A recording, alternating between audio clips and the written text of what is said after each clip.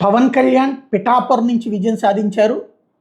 ఆయన అక్కడ ఎప్పుడు కూడా అంటే సాధారణంగా గోదావరి జిల్లాలో వాళ్ళకి ప్రధానమైనటువంటి ఆలోచన ఏంటంటే ఏమైనా సమస్యలు ఉంటే అక్కడున్న ఎమ్మెల్యేలు పరిష్కరించాలి. పవన్ కళ్యాణ్ ఇప్పుడు డిప్యూటీ సీఎంగా కూడా ఉన్నారు, పార్టీ అధ్యక్షుడు. ఆయన కంటిన్యూగా అక్కడ ఉండటం కష్టం.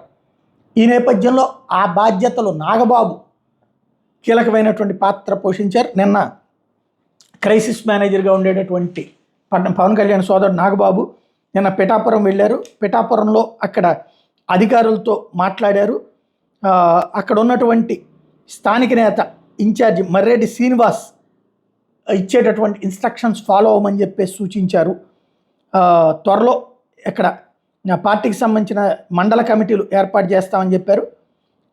ఇది కీలకమైనటువంటి అంశం. ఓవరాల్గా ఓ పక్కన ఎప్పటికప్పుడు నిర్ణయాలు తీసుకునేలా ప్రజలకు సంబంధించినటువంటి సమస్యలు పరిష్కరించేలా అడుగులు వేయబోతున్నారు.